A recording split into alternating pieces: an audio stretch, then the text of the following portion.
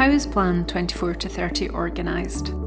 The promise is built on 5 foundations: voice, family, care, people and scaffolding.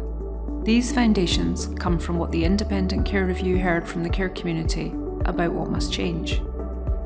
Voice is at the centre of the promise. Children, young people, families and care-experienced adults must be listened to, and they must be meaningfully involved in decisions about their care. Scotland must cherish its families. Where children are safe in their families and feel loved, they must stay. Families must be given support to nurture that love and overcome difficulties that get in the way. There will be times when children can't live with their families. When that happens, those children must be cared for. Children must stay with their brothers and sisters where it's safe to do so, and belong to a loving home, staying there as long as needed. Scotland must look after the people who support children, young people, families and care-experienced adults.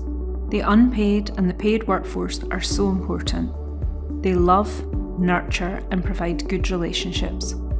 Scotland must make sure they are also supported. Children, young people, families, care-experienced adults and the workforce must be supported by a system that's there when it's needed. The scaffolding of help, support and accountability must be ready and responsive when it's required. It must value what children, young people, families and care-experienced adults value. The content of Plan 24 to 30 has been organised and grouped under these 5 foundations. Under each foundation, there are themes detailing what work is needed to keep the promise. By clicking on a theme, you can see a snapshot of where Scotland was in 2024 when the Plan 24 to 30 website was launched.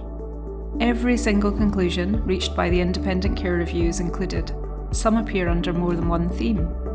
Let's take a look at the relationships theme. You can see progress so far, where Scotland needs to get to by 2030, and what's getting in the way. Then you can see the route map for how to get there. It's so important that all the route maps detail real commitments to change. This means that the organisations responsible for and accountable for making the changes need to provide the content for the route map. This way, Scotland will know that the route maps on Plan 24 to 30 will include what work is underway, what work is planned, who is leading this, and when the changes will happen.